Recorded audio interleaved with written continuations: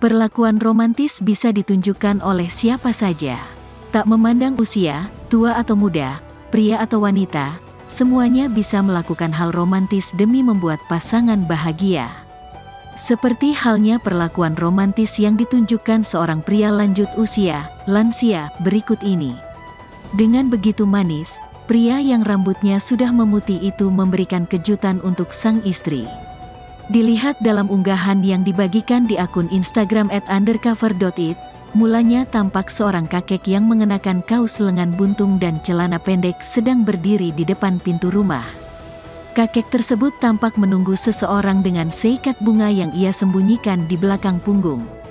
Begitu orang spesial itu datang, ia pun langsung menyambutnya dengan gembira. Orang itu ternyata sang istri yang langsung dikecupnya dan diberinya bunga yang sudah dipersiapkan. Terlihat reaksi sang istri begitu bergembira.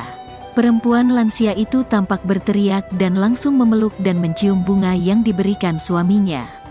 Sementara itu, keterangan unggahan mengingatkan betapa pentingnya memilih pasangan yang tepat. Sebab sangat mempengaruhi masa depan seseorang.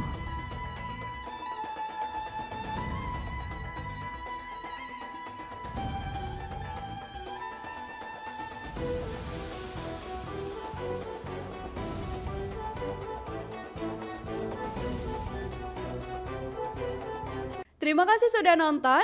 Jangan lupa like, subscribe, dan share ya.